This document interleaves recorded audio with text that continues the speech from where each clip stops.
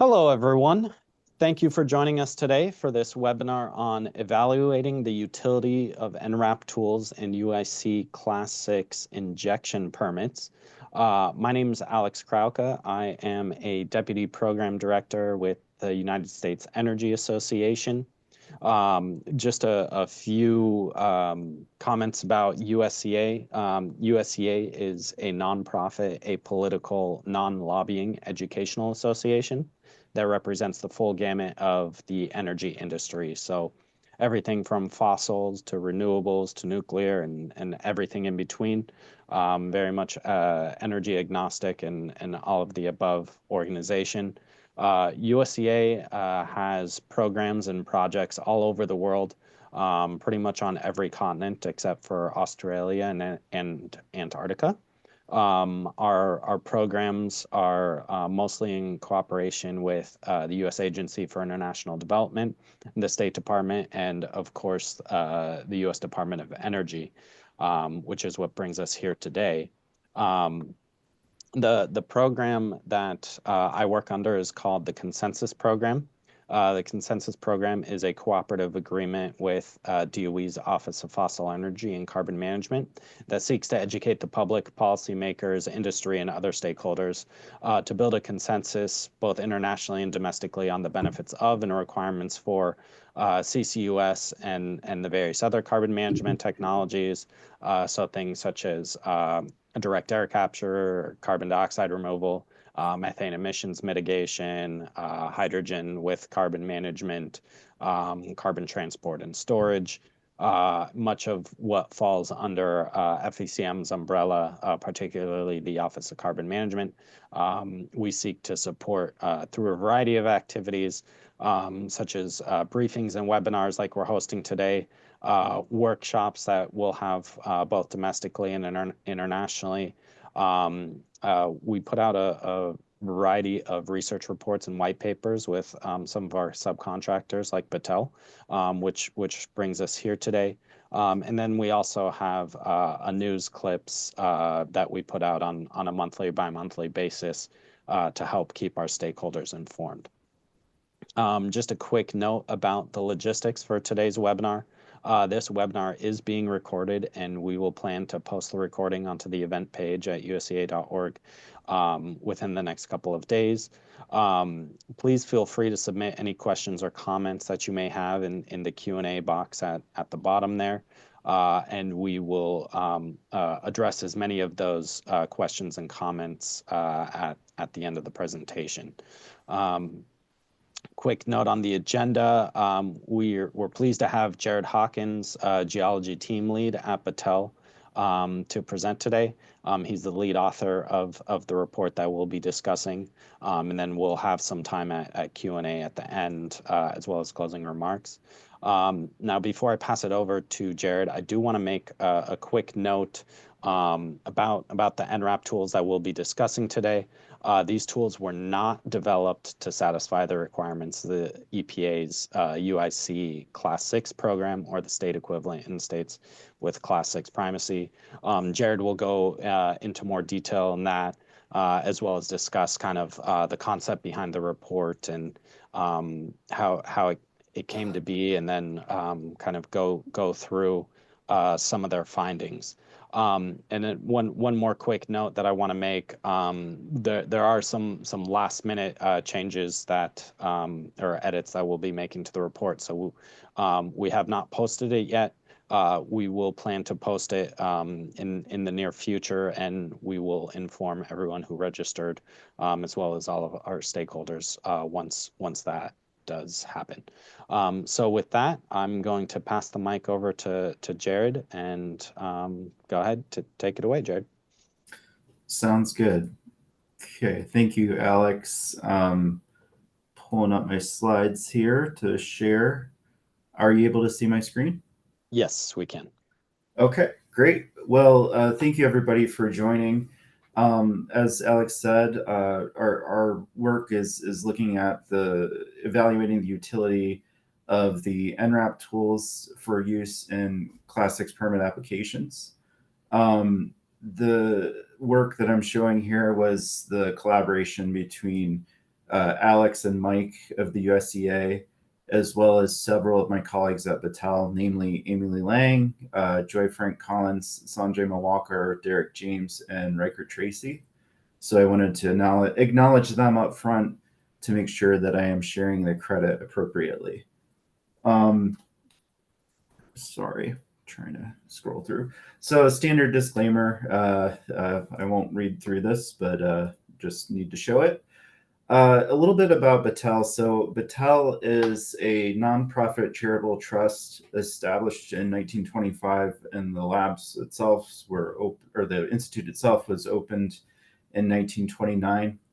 The stated mission of Battelle is to translate scientific discovery and technology advances into societal benefits. And we do this through three different prongs. The first is our R&D, basically developing to solve problems in a number of different industries. STEM education is a top priority for us, bringing quality science, technology, and engineering and math education to millions of students across the United States, focused primarily on K-12 education. And then philanthropy. So our profits, as such as they are reinvested into the Institute in Science and Technology, as well as various charitable causes. It's a great place to work because of that. Not only are we doing great science, but there's an impact beyond just what we're doing in our respective fields in STEM education and philanthropy. Our applied science and technology includes our climate resilience work, which is where I'm been. We have projects in carbon capture storage development, hydrogen and direct air capture deployment. Some of our larger programs now are Project Cypress in Southwest Louisiana, where we're standing up a direct air capture hub, as well as Arch 2 in the Appalachian Basin, where we're standing up a hydrogen hub. We also work in enhanced geothermal, rare earth elements and critical materials, and plastics upcycling and recycling. Other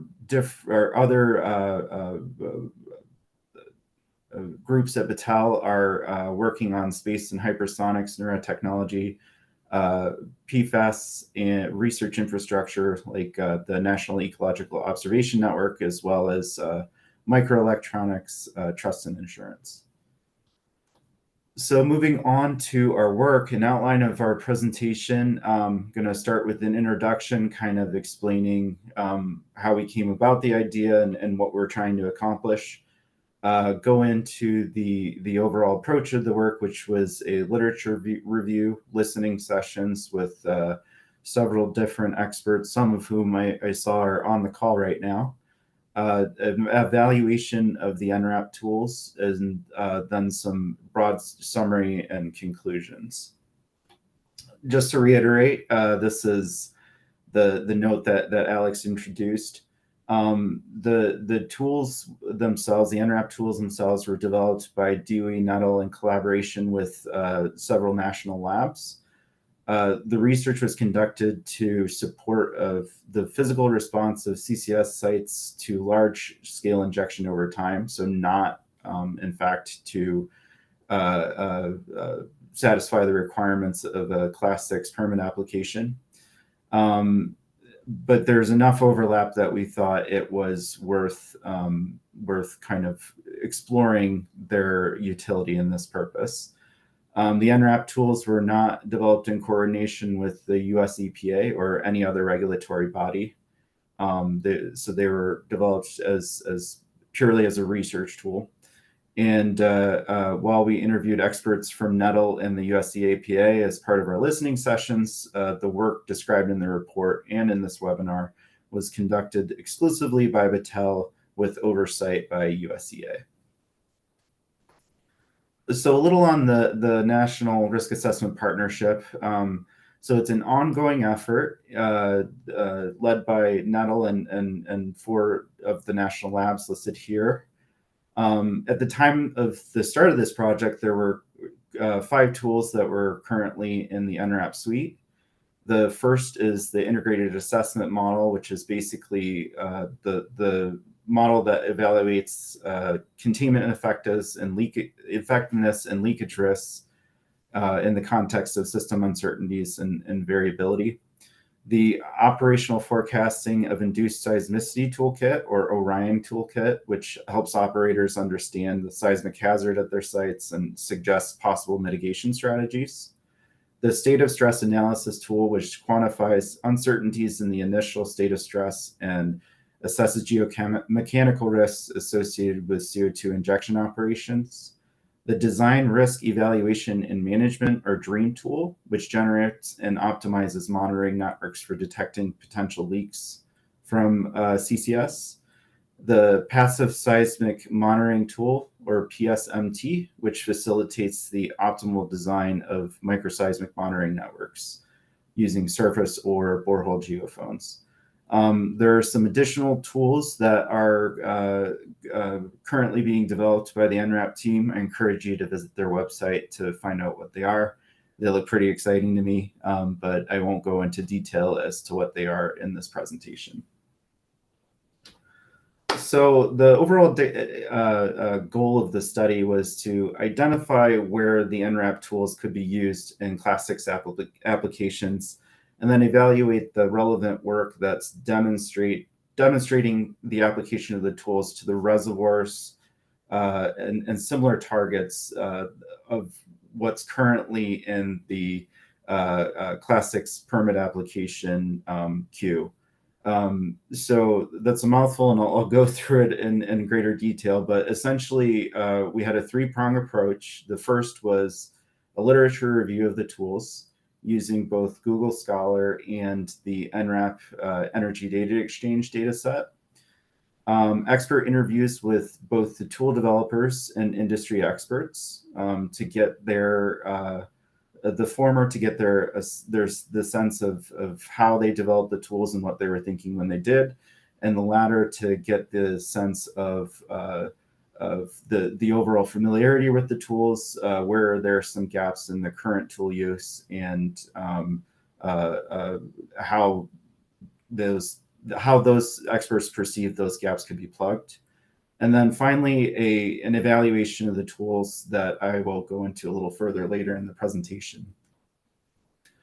So while we were using the tools in a way that they weren't originally intended to use, there's a sufficient overlap in what the tools provide and the requirements of a Class 6 permit application that we felt that it warranted a closer look.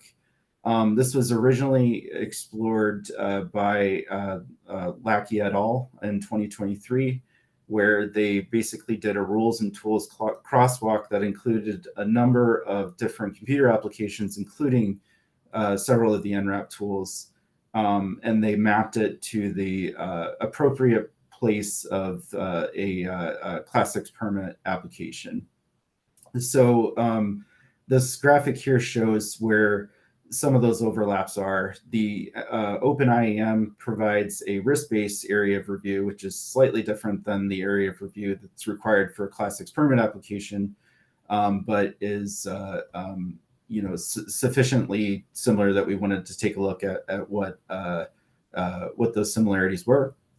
Leakage from legacy wellbores is also a required knowledge in the Class 6 permit application, and that's something else that the OpenIAM delivers. SOSAT and ORION, so this is basically going to provide an induced seismicity evaluation, and then DREAM and the passive seismic monitoring tool will provide some information on monitoring approaches. So the literature review was where we started the project, and essentially we used search terms and associated keywords to find relevant literature on Google Scholar, and then specific keywords to find relevant studies on the NRAP Energy Data Exchange. We created a spreadsheet that summarized these papers, including information on how the tools were used, the conditions of the study, such as the lithology and factors studied, and then a summary of the results. And then because significant changes and upgrades have been made to all of the NRAP tools since their inception, we tried to kind of control for where the tools are at this point by focusing primarily on studies from 2017 onward. Although some older references were used at the suggestion of some of our stakeholders that we interviewed. The overall results is that we found 34 relevant studies, 26 from the Google Scholar Search, and an additional 8 from the NRAP EDX. Additional studies that were found on EDX suggested by the experts and then cited in the literature that we reviewed were also included in the review. We binned the studies in 2 different study types. The first is describing the creation and the use of the NRAP tools, and the second is basically demonstrating the use of the tools within CCS projects. And we used this to frame the questions that we asked the experts in the listening sessions, determine how the tools have been used in the past, which is one of the key markers we use to evaluate the tools, and then tally the relevant environments where the tools have been demonstrated. A little bit on the factors that were studied. A number of these studies focused mostly on the integrated assessment model. So a lot of the studies were focused on the area of review and CO2 plume calculation, subsurface leakage and near surface leakage, as well as some studies focused on receptors. We did find some studies that were focused on monitoring approach and induced seismicity or state of stress also. And again, here's basically a breakdown by the tool used within each of the studies. Again, most of the studies were focused on the OpenIAM, but we did find studies focused on SOSAT, Orion, and DREAM also. The wellbore leakage and OpenIAM are the most popular, and induced seismicity and monitoring were kind of the where we found additional studies. So going into the listening sessions, essentially we had 3 different types of experts that we interviewed. The first were the tool developers, largely from the national labs, although one of our Battelle's current staff members formerly worked at LANL and worked on the NRAP tools, so we binned him as a tool developer also, since he had some of the inside baseball look at how these tools were developed and what they were thinking. The others were research and academia, industry, and project developers. So these are the people who, ideally would be the ones that would actually be working on Class VI permits for clients. And then finally, we interviewed 2 regulators with the US EPA. All of the feedback that we received from these interviews has been anonymized, so you can't specifically link any individual statement or topic to an individual listed here. However, this list does provide you an idea of who we talked to and what their expertise is. So the interview with the tool developers, we met with the teams as a team, and we met with those that developed the OpenIAM, the SOSAT tool, and the Orion tool. And we discussed several questions with additional follow-ups as needed. Again, a lot of the information we were trying to get from this was essentially what was the thought when the tools were actually being developed, how the individuals themselves saw the tools fitting in with site development or even permit development. Specific questions and functions and components that were put into the tools and how those operate. Any upgrades that are planned for the tool and when these might be expected to come out. The process for validating the results from the tools to ensure that they're providing accurate answers. And then how one would go about contacting the NRAP program to get help with the tools or additional guidance or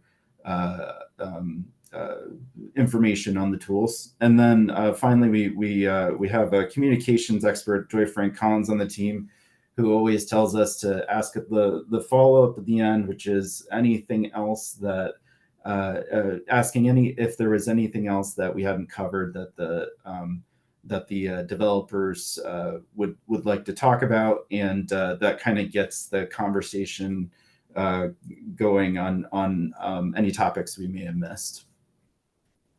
So the interviews with industry, academia, and regulators, we met with people both individually as well as in small groups of 2 or 3. And these ranged from people who had little knowledge of NRAP to super users who, informed us that they were actually using some of the results within their current work. And we discussed several questions. The first, basically, to get a sense of whether the experts were using the NRAP tools in their current role, either currently or in the past, and how useful were the results to you, and any caveats they saw from using some of the results. What are the additional questions kind of related to what components they found were most useful. For the individuals that had little knowledge of NRAP, we found that asking them what the tools that they used were and any significant gaps in those current suite of tools they used that might be either filled by NRAP or an additional tool that would be developed. And we also invited them to tell us about any issues or pitfalls that they found when using the tools, and to help identify some areas where the tools might be either improved or changed or to help with the usability of them. So some of the high-level results, we found a lot of results fit into one of 2 themes. The first is that many of the interviews had ideas for effective promotion of the tools, and some had additional ideas for enhancing the usability of the tools. For promotion of the tools, basically providing information that's easily digestible, that could be shared with an audience, sharing information on how to access the tools and making it clear that they're open source. Some of the interviews we talked to found that this would be particularly valuable. Continuing to attend and presenting at industry and government-sponsored conferences. This is something that I know that the NRAP team does incredibly effectively. They have several talks within the annual DOE FECM conference, as well as other industry conferences like the AEPG-CUS and others. And then two-way communication for developers for troubleshooting. And several also had a note that an online messaging forum that is actively monitored by the NRAP team would be useful. And then for enhancing the usability, of the tools. Some of the folks that were less familiar with NRAP, one of their main concerns about potentially using a new tool in this way is that it just basically the unfamiliarity with the overall workflow. So following a specific workflow that is familiar to what is currently used in the industry might enhance some of the use of the tool. Considering the perspectives of the regulator and what they're actually allowed to look at was another interesting factor that was brought up. And then consider their use. Others said they consider their use for verification of other commercially available models. In addition to these kind of high level results and broad themes, there are more specific tool specific suggestions that are also available in the report. So the tool evaluation was our final prong of the approach. For this, we focused on the OpenIAM and the SOSAT tool, so the Data Stress Analysis tool. And the reason we focused on these two were that the OpenIAM was clearly one of the tools that were more familiar to the stakeholders and more had been studied more in the body of literature we reviewed. And the SOSAT tool we found came with there was a more of a sense of it was easier to obtain the data that were needed to get meaningful results. So we zeroed in on these two tools for further evaluation. And there are basically three parts to this. The first was that we reviewed those tool demonstrations that we found from government-sponsored projects and compared these to the conditions of the current Class VI applications that are currently in queue. The second was we compared the stated limits of the NRAP tools with the conditions of those current Class VI applications. And then finally, thanks to Derek James and Sanjay Malwalkar, we were able to develop a decision tree analysis to determine the applicability of NRAP tools for components of a Class VI application. So a little bit about the methodology. The Class VI data set that we used was developed by Battelle as part of a separate effort. Basically, we reviewed publicly available information and permit documents that have been published on the US EPA website. We considered a number of different factors of the injection program, different geophysical parameters, geologic conditions, depths, and areas of review. Each individual parameter that is included in this data set is listed over on the table here. The applications and documents reviewed are current as of July 2024. So anything that has been published or has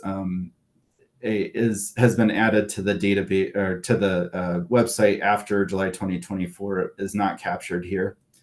And we used the information from here to create broad-based conceptual models for classic carbonate and all reservoir types. And basically, we did this by considering the minimum, maximum, and average values for each of the parameters listed here.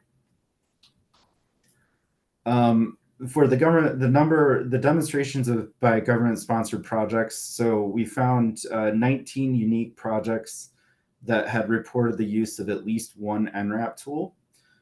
We compared the geologic and project conditions of these by counting the number of Class VI permits with similar conditions to at least one of these government-sponsored projects.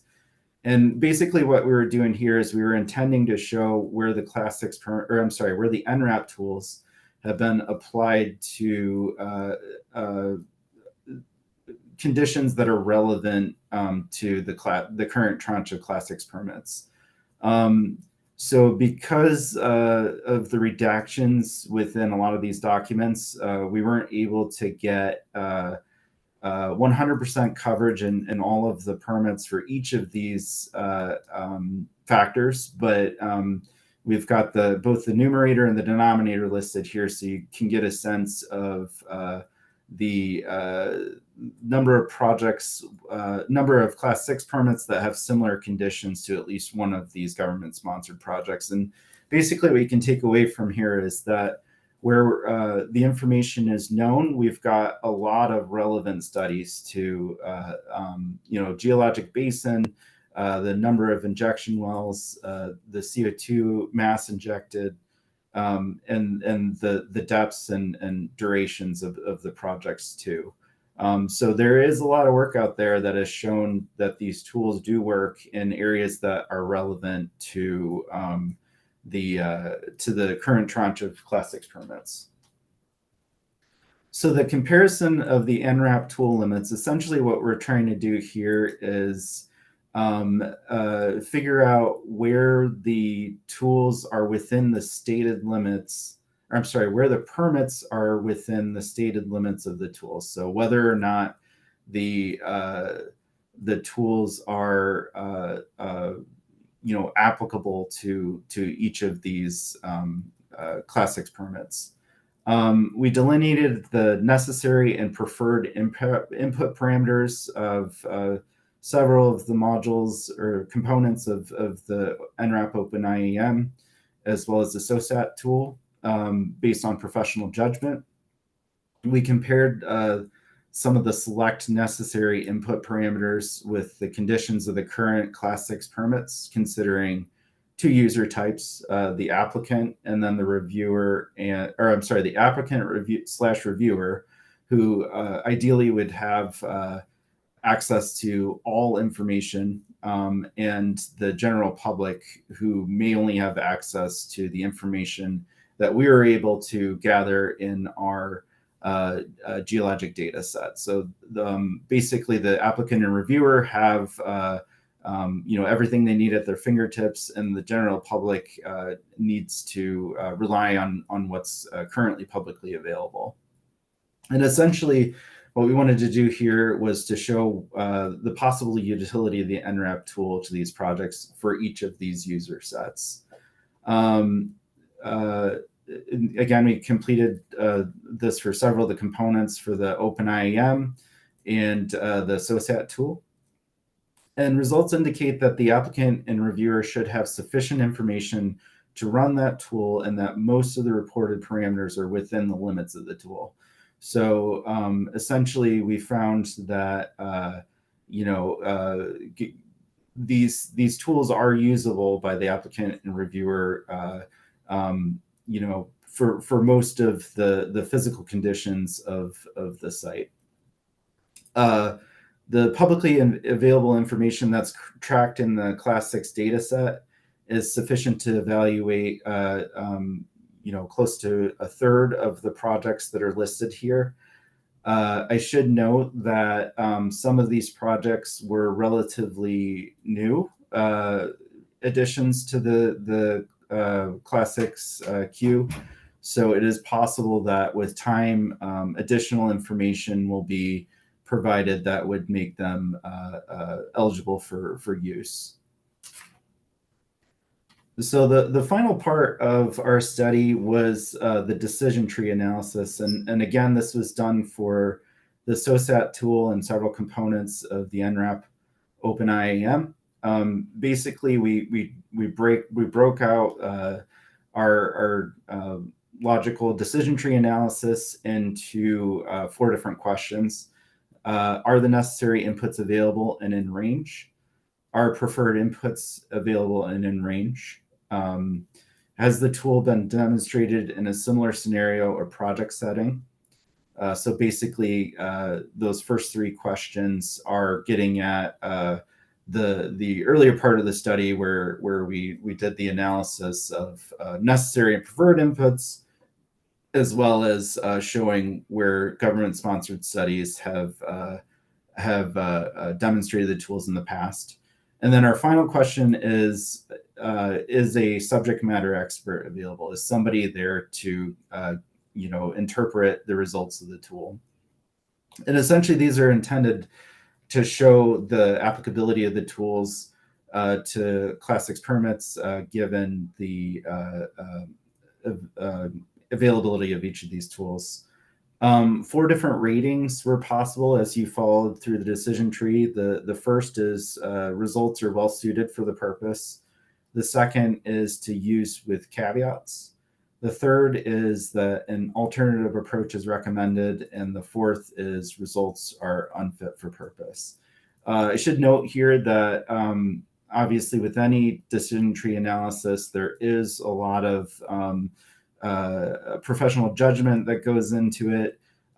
Different orders of the questions or weight on the decisions might yield a different decision tree.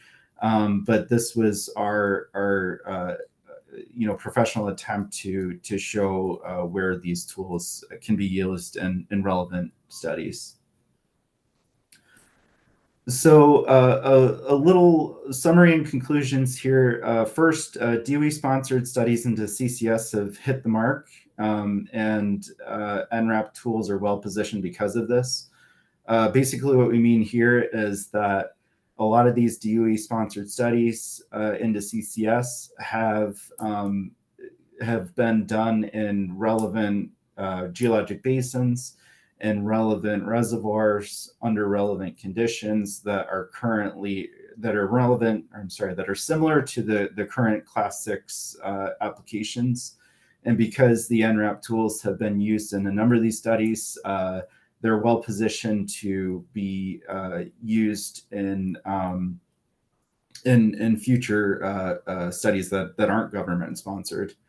The stated limits of the NRAP tools are aligned with the current collection of Class VI permits. And then despite the potential and expressed interest of some of the people that we interviewed, as well as some of those individuals who have used the NRAP tools, widespread usage amongst permit writers interviewed has not been found yet. I think there are certainly opportunities that we outline in the report to promote the use of the tools and show their capabilities. And ideally we've got some ideas in there that could be taken and used in the future to promote these tools. And some recommendations and next steps. So there's some needs to demonstrate the tools beyond just the NRAP Open IAM. Again, a lot of the studies that we found both in the peer-reviewed literature as well as those government-sponsored studies focused on the NRAP Open IAM. I think that work should continue. Obviously, it's a very useful tool and one that answers a lot of useful questions. But in addition to that, I think there is room to include additional tools like the ones that are currently being developed, as well as SOSAT and some of the other tools that are in the current suite of NRAP tools. Promoting the tools with write-ups discussing how they work and what they address would be useful. One of the things that we found as part of our listening sessions was that there are some gaps in the software that is currently widely used, and there are gaps that potentially could be addressed by some of these NRAP tools. So having those materials and to kind of show where the NRAP fits into the overall development of the site would be worthwhile. Continuing dialogue with regulators, project developers, and interested stakeholders. So again, this is something that I think the NRAP team has done effectively through FECM and some of the other industry conferences, but essentially continuing that dialogue, trying to pull in other interested stakeholders and continuing to get in front of project developers will help that. Launching an information campaign from the NRAP tools that closely link to Class 6 well permit applications would help this dialogue. So again, like, focusing in on some of the tools that would and kind of promoting that Lackey et al. Rules and tools crosswalk, and letting people know that there's information coming from these that could be useful in their projects. Considering developing new tools or components that could address some of the gaps that were found in this report, and open source offerings as outlined in the report. Again, there are a number of gaps that we identified that could potentially be filled by a tool. And then considering pulling a group of individuals from various stakeholder groups with CCS industry to determine their needs relative to the tools to aid in the development or evaluation of Class 6 permits. So, basically what we have here is a start, but I'm sure is not the final answer on all that is needed to ensure that we're looking appropriately at the risks of CCS. And with that, I think I'm completed, and thank you for listening. Alex? Great. Thank you so much, Jared. Really appreciate the great work that you and your team did. This was a really had pretty heavy effort, and I think you guys hit the mark pretty well. We've had a couple of questions come in already, so I will read those off here in a moment, and give people an opportunity to if they have others to enter those into the Q&A and chat. Before I do that, I do want to make note of an upcoming USEA event that we have next week, which is our Advanced Technology Showcase on December 12th here in Washington, D.C. Feel free to join us for an engaging event spotlighting the journey of emerging energy technologies from research labs to real-world applications. The event is in person and will not be live streamed, and it'll go from about noon to 5 p.m., followed by a reception after that. So if you're in town and can make it, certainly encourage you to join us there. So with that, I'm going to go back to the questions that came in, kind of in relation to some of those suggestions on the last slide. We had a comment come in that NRAP tools use is not limited to Class 6. NMT, which I'm assuming is New Mexico Tech, but please correct me if I'm wrong, supported industry projects to develop MRV plans for AGI UIC Class II well using NRAP, and the MRV was approved by EPA. The NRAP analysis allowed to respond to EPA requirements for risk analysis on magnitude, timing, and likelihood of leakage risk. So thank you for that comment. Jared, I don't know if you have anything to add to that. Yeah, absolutely. Very, very much appreciate the comment. I think the utility of the NRAP tools does certainly go beyond Class 6. And as I said earlier, the tools themselves weren't even developed to satisfy Class 6. So, I do appreciate the use of the tools by New Mexico Tech. We were able to interview one of their scientists, and they're certainly very familiar with the tools and have put them to great use. Great, thanks, Jared. And then a question that came in, and I believe you had the link to the NRAP tools in one of your early slides, but the question was, how does one gain access to the NRAP tools? Are they commercialized now or available now? And the answer is yes. And I think did you have the link on one of those earlier slides?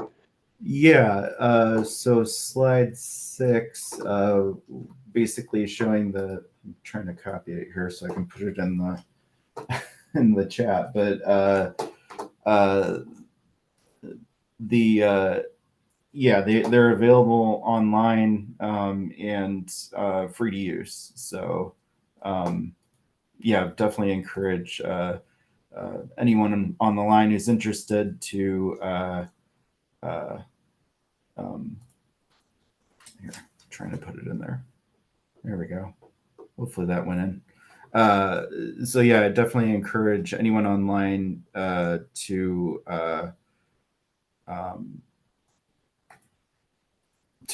go online and check out the tools for yourselves. Great. Thank you for posting that. And then I think that was posted in the Q&A, so I'm going to also post it in the chat here. Just give me 1 second. Sure. So another question that, or a clarification that came in was that the NRAP OpenIAM can be used for both regulatory area review delineation approach, i.e. critical pressure and CO2 plume extent, as well as a risk-based AoR approach. Okay, great. So thank you for raising that. And then another question, or I guess kind of a comment and a question. We've struggled with using OpenIAM to address leakage through faults that may not connect from the reservoir to the surface. EPA is asking that we use NRAP to assess leakage, but the tool struggles to be applied to this situation. This was for an MRV plan. I guess, do you know of any plans to expand the tool's capacity to address different types of faults? So that's a good question, and one that I'm probably not qualified to answer. I would encourage you to reach out to the developers of the OpenIAM.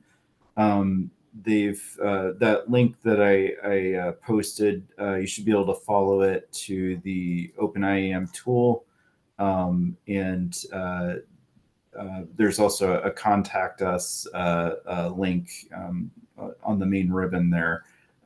Where you could get in touch with the actual tool developers to get that question answered.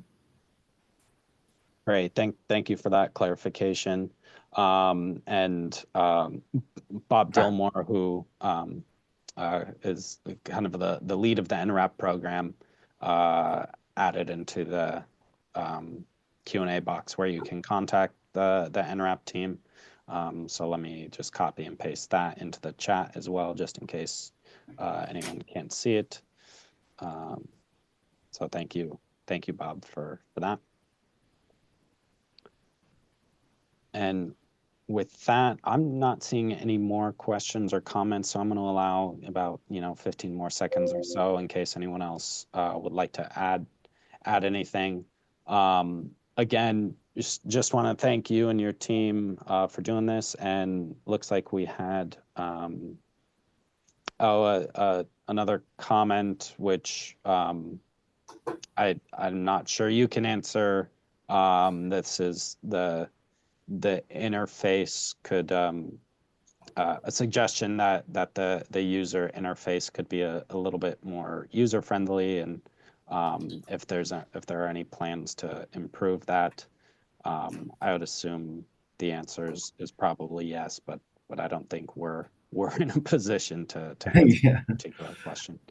For what it's worth, the one thing I'll say about that is that is a comment that we received from some of our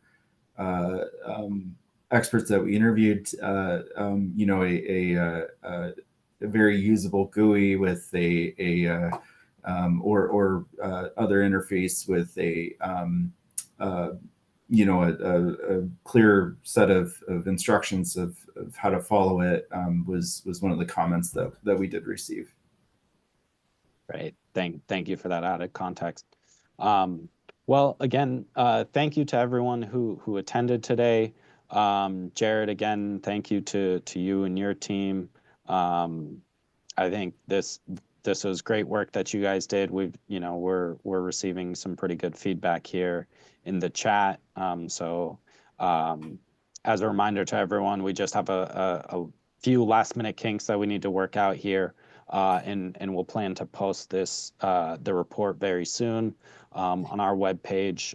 We will inform everyone who registered as well as all of our stakeholders once that does happen.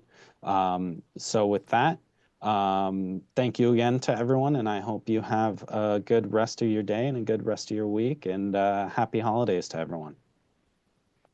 Thank you.